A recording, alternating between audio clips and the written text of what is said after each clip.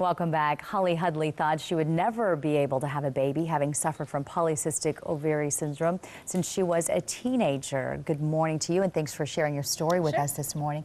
Let's go back in your history and talk a little bit about your symptoms and what was going on and why it would be so difficult for you to get pregnant. When I was about 15 or 16, I basically stopped having periods, and for the next probably 7 years, sometimes had one a year, maybe 2 a year. And I was treated with different hormones, different steroids actually, and nothing ever really kind of prompted my body to really keep having a period. And you were never ovulating either. No, I was not ovulating. So that's makes it impossible to get pregnant. Yep.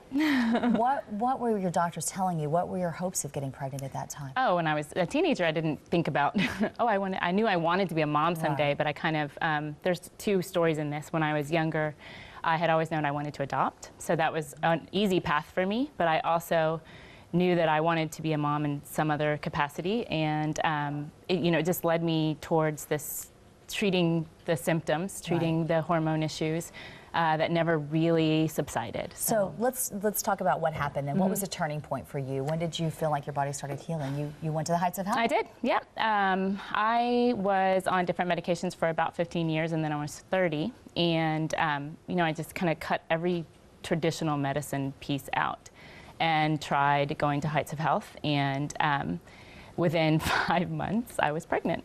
My goodness, that must have been a nice change. So did your cycle start getting right on track, or what happened with it? Within the first 2 to 3 months of being seen by Tracy and Sonya, I did have periods. For the first time? Not for the first time. I had been on a regular birth basis. control pill, which gives you periods, but it doesn't really address the ovulating issue or the necessarily the hormone balancing issue. It just is a Band-Aid for what my body needed at the time. And then when I found Tracy and Sonya, it was really, I wanted my body to be able to do it on its own without having the supplement.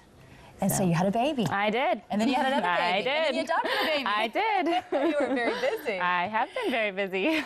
So you feel like you just got your life back on track? I feel like I got a real dream. I mean, just, my 2 biological children are real miracles. The big concern for a lot of people with alternative care or complementary medicine, however which way you look at it, because they do suggest that you work with a doctor as well there, is the fact that you do have to pay out of pocket. Yeah. But did you find that every dollar you spent on your health was worth it? And when you think about, especially with infertility, women, my path was, my doctor or an endocrinologist had me on the path of like metformin to Clomid to IVF to, that was the path he was getting ready to go down. And I said, I don't want to do that path. IVF is around $10,000. I didn't spend that much at Heights of Health. Yeah. For sure. Right. So it was worth it. Yeah, so it made a big difference in your life. And how much do those little kiddos mean to you now? An amazing amount. I mean, I'm a stay-at-home mom. I love being with them. I am amazed that they're here. So do you feel like they are here because of alternative health care?